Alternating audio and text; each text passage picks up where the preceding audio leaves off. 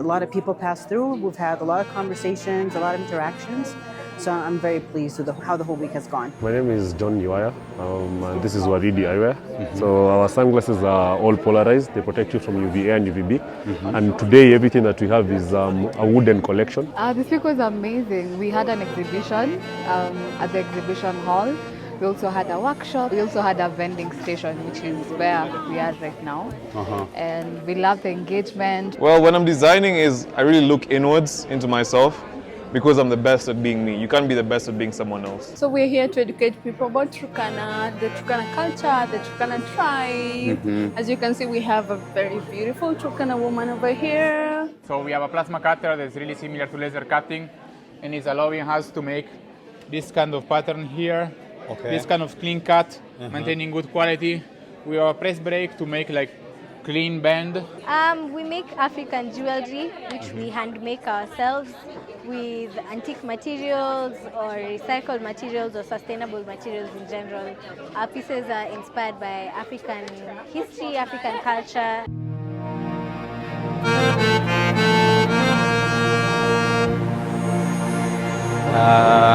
If you move around, people are checking in, so many people showing up, having a fun.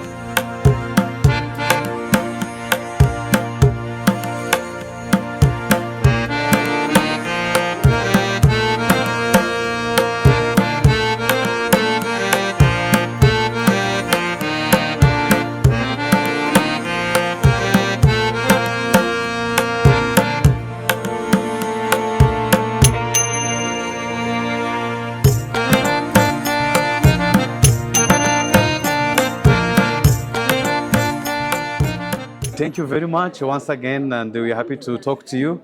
So, how are you feeling today? Very good. Yeah? Yeah. How was the week so far? Oh, it's been great. I can't complain, yeah. We've had a lot of people pass through. We've had a lot of conversations, a lot of interactions. So I'm very pleased with how the whole week has gone. Yes. So far, how was interaction with the Nairobian people? Did you have people ask questions? So tell us in a deeper, how was people checking your products? I'll say I've been really, really impressed, especially with the younger generation. I want to say I'm old, but the younger ones coming in to have a look and then ask so many different questions, and then through those interactions, like going deeper and asking more questions, asking where did this come from, where did that come from, about our culture, about our history, our traditions and heritage. So I've been, the interaction has been amazing, honestly. So you are saying the outcome from this Nairobi Designer Week 2024, it's worth it? Definitely. It's absolutely worth it. You have 9 days of people coming and going, and if you're here every day, you actually get to interact with so many more people, have so many conversations. And if you have a mind to make a mind shift in people and how they see Africa and how they talk about Africa and how we talk about sustainable solutions to our environment, it's been an amazing space for me. Yeah. You mentioned about younger generation. Let's say which questions, like very interesting questions, have been asked by younger generation about your product? Just what the inspiration has been for this, what my motivation was for starting it. I've had conversations about if I found my purpose, through what I do, if this is what I envisioned that I would do when I was younger, which it really isn't. So people wanting to know, if this was a result of like a long time planning, or is it something that just, I happened upon because I'm talented or whatever, but it really wasn't. So just to see that maybe they have an intention or an idea of doing something in the future, but they're not quite sure, and not feeling that everybody's purpose-driven and purpose-led. Because sometimes your purpose can find you, your inspiration can find you in many different places, and you don't have to have all the answers when you're 21, when you're 22. You could be 30 and find your answers, and that is still okay because there's no bad time to start, basically. Yeah. So let's say the questions, because when you look at your product again, they are very unique, very inspiring, showing the African heritage. So any interesting questions you have been asked with this younger generation and you feel like this is a very interesting question about my product? I think it's mostly where the necklaces came from. And then, the follow-up questions, because when you tell them these are from Ethiopia, them not really knowing, first of all, that it came from Ethiopia, which means there was a lack of knowledge about our internal heritage. And then just, trying to understand from Ethiopia, how did it, get here? How did it get there? We have some pieces from Iran. How did that piece end up in Ethiopia? So just understanding what these pieces of jewelry mean. What the designs mean, why some of them have an opening, why some of them don't, and that kind of stuff, basically. Yeah. So you said this week has been very good and very successful. So do you have any message you want to send to the organizer of Nairobi Design Week 2024? They've done a great job. They've done, honestly, an amazing job. And I'm happy that I signed up for this year to do it because I haven't done it before. And the support has been incredible. We came on board, and any issues we've had, they've been amazing with that, answering questions, guiding us in some places, being strict with timing. I've appreciated that. Timekeeping has been incredible. So I wish them all the best. Next year they'll be celebrating 10 years. Hopefully, most of us will be back to celebrate with them as well. But kudos to the whole team. Yeah. So I know the last question you wanted to thank people maybe who showed up here, and where do they will find you in the future if they want to keep in touch? If you want to see more of what I do, if you want to commission some pieces, if you want to buy some of these pieces, you can find me on Instagram and on Facebook at Mana Cristo.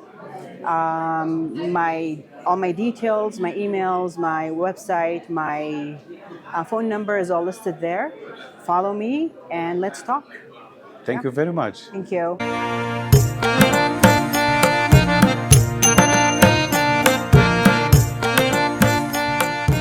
So can you introduce yourself and tell us more about your beautiful glasses here and how do they made? My name is John Uwaya. This is Waridi Eyewear. So our sunglasses are all polarized. They protect you from UVA and UVB. And today everything that we have is a wooden collection and handcrafted from vule and mahogany. Mahogany. Yes. So take us in the production. All of these raw material, where they came from? So what we do is we liaise with furniture places and people who deal with wood. So we don't cut down trees to make the sunglasses. We have the people who already have wood. So we get whatever residue they have, and that is what we use to make our product. Yes. So in terms of price, let's say comparing made in China glasses and made in Kenya glasses. So why do you think people should buy made in Kenya glasses, not made in China glasses? So I won't go into other people who are doing sunglasses, but I will tell you that what we have, the quality is very, very high. Okay. The workmanship is very, very high. We are very particular all through what we do and how we produce what we produce. And that is the only reason I'm going to give as to why you should consider us over any other. Yes. So you have been in this week. So how did you see people interact with you, with your brand? There's a lot of positive feedback. There's a lot that we've learned and gained from our experience here, and something we will do again. Yeah. So you are saying the outcome from the Nairobi Design Week 2024 was very good to your brand? Yeah. Positive, yes. Okay. So do you have any message to the organizers? How you want to tell them something? Just keep it up. Yeah. I think make it more often, and yeah, we enjoyed it. Yes. So yeah, where should people get your brand? So we are on Instagram, of course. What they use the name? Waridi Eyewear, and we also have a shop in Bigiri, UN Avenue, at Box Park, first floor. We will find us there. Yeah. So the last question, you have seen glasses style. There are so many glass style. How do you see Kenyans in generally style glasses? Do you think Kenyans they like if you see the glasses you have a variety. There are some for women, some for men. So how do you see Kenyans adapt the culture of wearing different glasses? I think sunglasses are stylish. So it really goes down to the buyer. Everyone has their own opinion on what they think looks good, what they would find acceptable, and yeah, generally it just goes down to the individual who wants a sunglass. But of course, we take a lot of feedback from our clients so that we can determine what kind of styles we want to work on. Yes. Thank you so much. Appreciate. Well, you're welcome.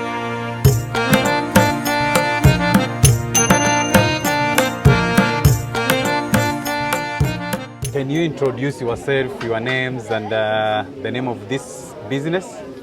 Hi, my name is Motoni. I am project manager for Nistria. So this is part of what Nistria does. Nistria is a non-profit organization, and this is Maisha. Maisha is one of the programs for Nistria. Okay. Yeah. So far, how was this week? This week was amazing. We had an exhibition at the exhibition hall. We also had a workshop, and we also had a vending station, which is where we are right now. And we love the engagement. We love that people resonate with our outfits, mostly because we make upcycled outfits. So every outfit here is upcycled from either second-hand clothes or curtains or tablecloths or bed sheets. So yeah, this week was amazing, and we love the reception that we got. Actually, that's very interesting how your business is heading to sustainable or sustainability. So, what makes your clothes very unique? Like, tell us about the color correction. Okay. If I see the colors, looks very, very unique. So, can you share about the color correction? So you will notice the unique embroidery, especially of the outfits. So, for example, this stems back to Palestine. So this collection is called Hayat. It's dedicated to what is happening in Palestine and also what is happening in Congo and Africa as a whole. So hence the mural as well, the watermelon mural. Okay. So that is what this collection is dedicated towards. And our designers chose earthy tones. And that's why you can see most of the colors are brown, white, and green. Yeah. So who produced this? You said it's an association. I'll give you a little backstory for how it started. So Nistria has a child rescue program where we rescue lost kids and reunite them with their families. So we ran a child rescue program. So when we got to host the kids, most of them come in very difficult conditions and most of them are not clothed. So when we started making them clothes out of the bed sheets we had, out of the tablecloths we had. And with time, this is how the brand grew. So we added another program to our organization that's now called Maisha by Nistria. So the part of the larger organization deals with children and women. So we have a women empowerment program, we have a feeding program, we have an education program. We also have we have a couple of beneficiaries in Nakuru as well. So any proceeds from this project go back to our programs and go back to supporting the women and children that we work with. That is very interesting. I hope also our viewers can find. So where should people find you if they want to visit you? You can find us on our website, www.nistria.co. The Maisha website is www.maishabynistria.co.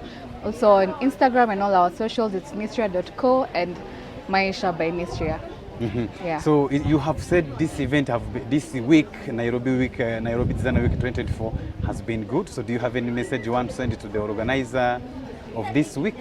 Yeah, I would say thanks to Adrian and his team for organizing this and for this is how we gain awareness. And most of all, apart from the sales people, the vendors are making and everything, we're also creating awareness for art and the fact that art is actually sustainable and you can make it sustainable. And we're also creating awareness on what is happening in the world right now. So this is not just an exhibition or a vending event, it's more than that. We're making history through this. So yeah, thanks to everyone. Thank you very much.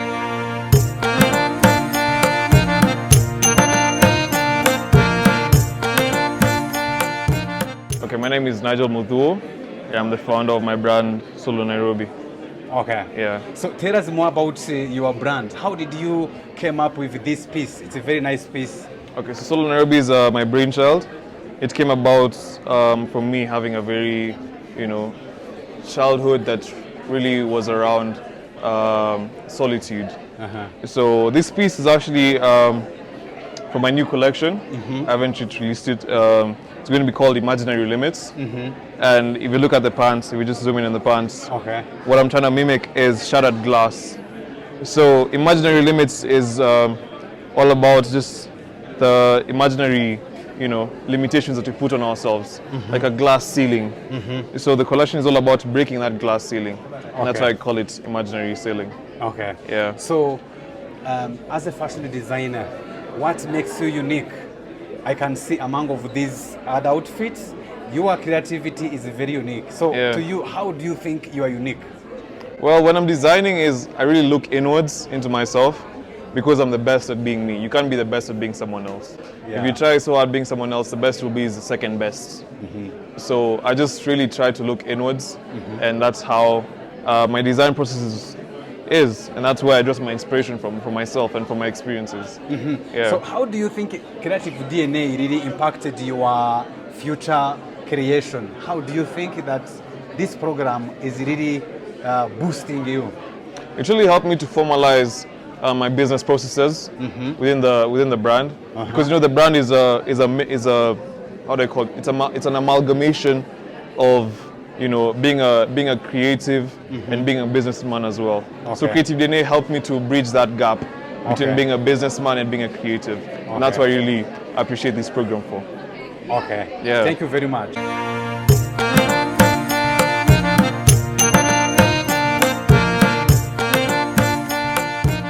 So, how are you today? I'm doing great, thank you. So, good, I'm doing good. So, can you introduce yourself? My name is Linda, and I'm from Turkana, and this is Content House. Okay. Yes.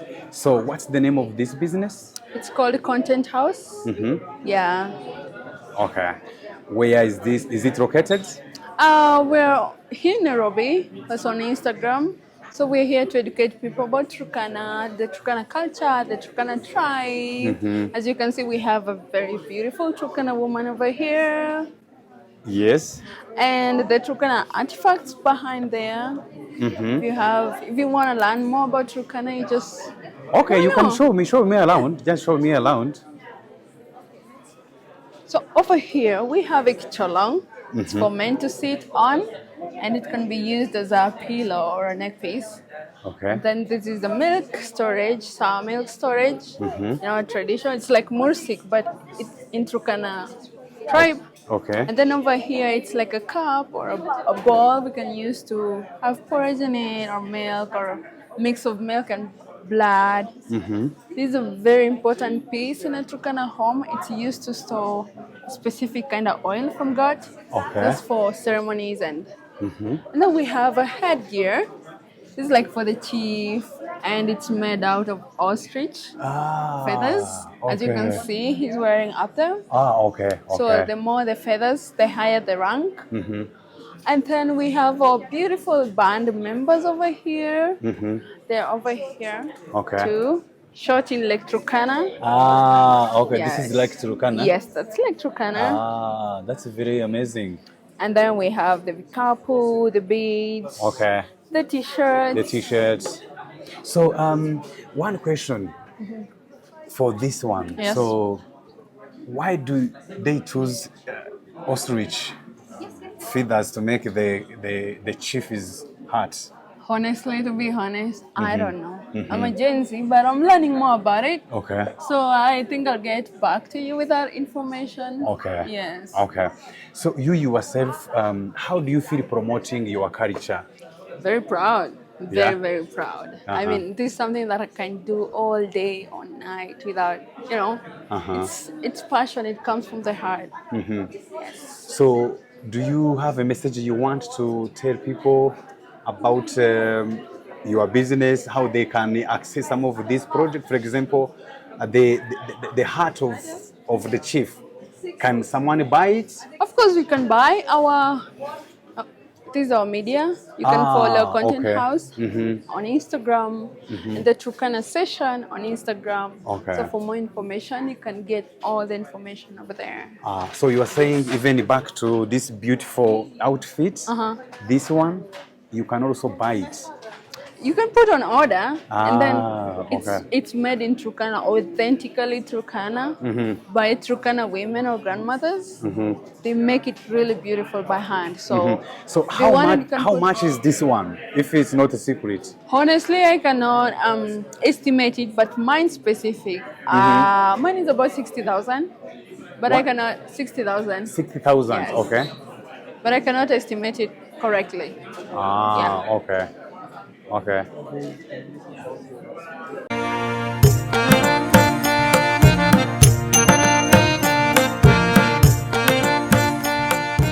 Yes, I'm Simon.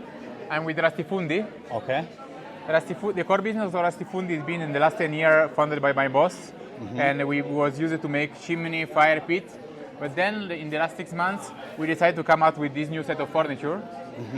This set of furniture is we want to be really fresh, innovative, modern.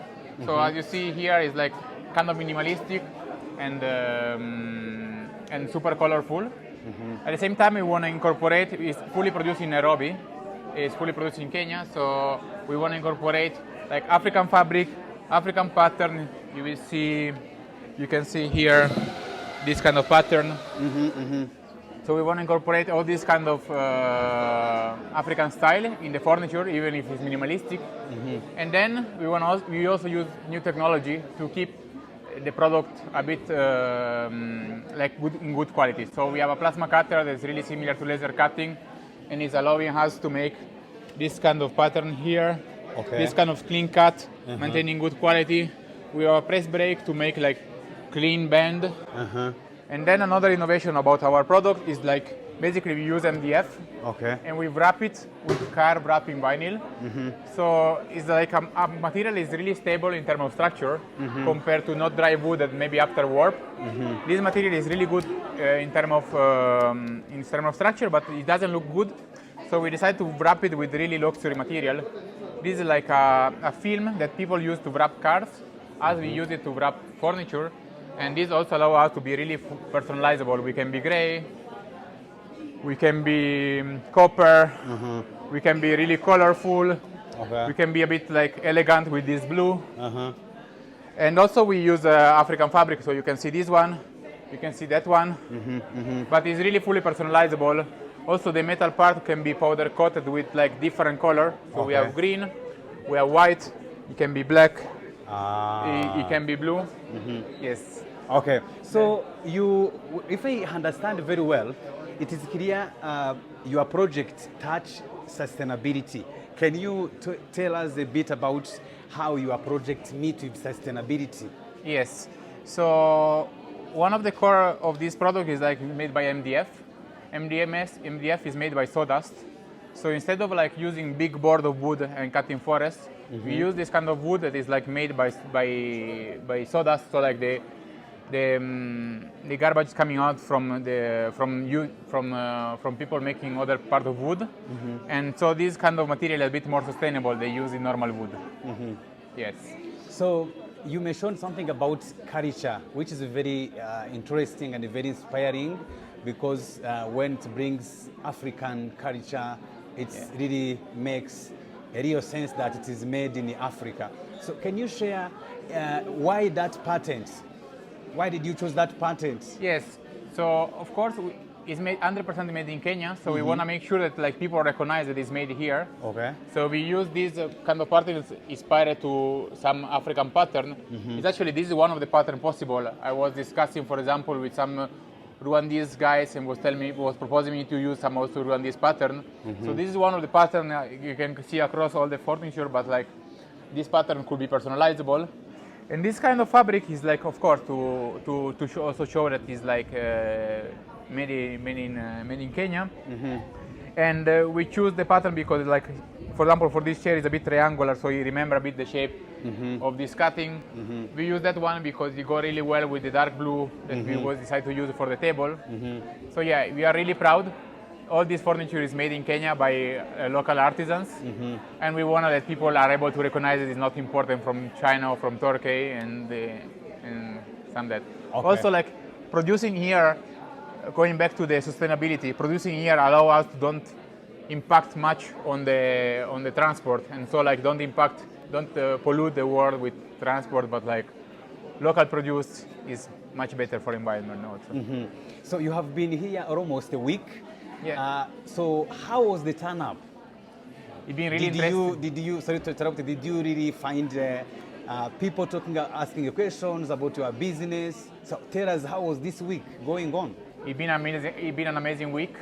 We was launching for the first time this set of furniture no one have seen before last Saturday, and everyone was really impressed about it. A lot of people say it was really innovative, something really different from what people are used to see in Nairobi. So we get a lot of positive feedback, and also we get a lot of people interested to purchase the product. There was some bar, some public place. So we are also like, and we also learn a lot in terms of like how to improve the material. Like a lot of people ask us to build this furniture for outdoor use. So we are actually working out on like how to improve and make it possible to be used outdoor. It's partially also already be usable outdoor, but like since we noticed that like 60% of the person was asking for outdoor use, we decided we are working on that. We also learn about durability of the material. So we saw that the first chair we designed was a bit not super strong. So actually by learning from that, we end up with designing this that it looks really similar, but it's much more strong. So like actually Wednesday I was on my software improving the product. So it's been really great because we learn a lot.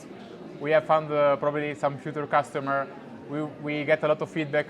We are able to show new students passing by that what Nairobi can do, what we can produce locally, that is possible to really don't import everything from China, but like producing good quality furniture in Nairobi.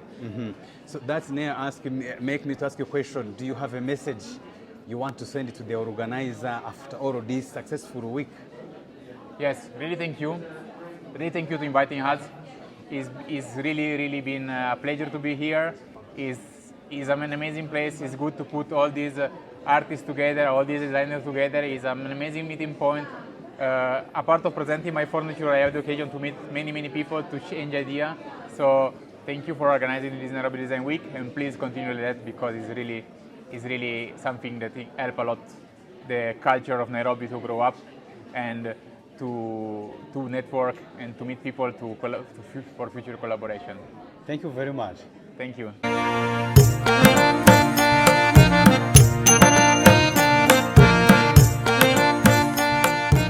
Hi, my name is Vicky. I am a jewelry designer. Okay.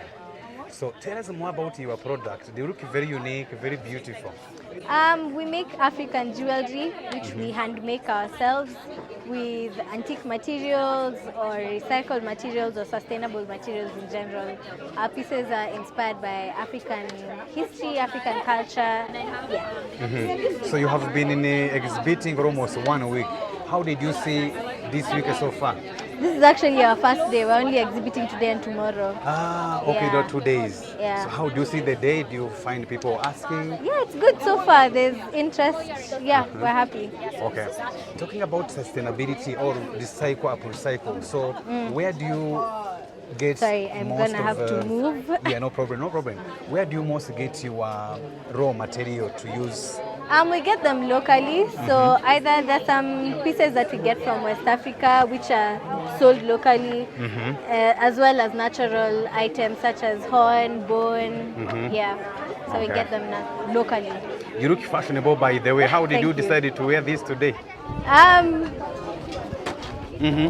Go ahead. I don't know. I just picked whatever was in my closet. Yeah. So, talking about the fashion with the jewelries, how do you see Kenyans buy your products?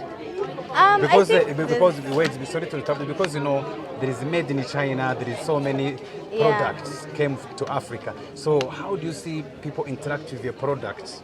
I think there's a bit of things are changing. Back then there'd be a lot of Kenyans would mostly buy Chinese pieces and stuff, but now that there's more people making handmade pieces, I think we're starting to appreciate our local market more. So yeah, it's really changed over the years. Yeah. So comparing it to your prices, like if you check some of your jewelries, they look very very made in Africa. So comparing the price, why do you think made in Africa is expensive, like maybe this expensive than made in China? How do you compare yours? Well, one, the materials we use are more expensive and more costly, and two, you know, in China they make things as they mass produce, and it's obviously cheaper to mass produce things because the cost of production goes down. However, for us, it's just the two of us who make everything, so obviously things are more expensive because we can't produce large numbers at a time. Okay. Yeah. Okay. So you can see people here. Do you have a message you want to send to Kenyans to wear types of your products? Yeah, I mean, buy local, build our local industries.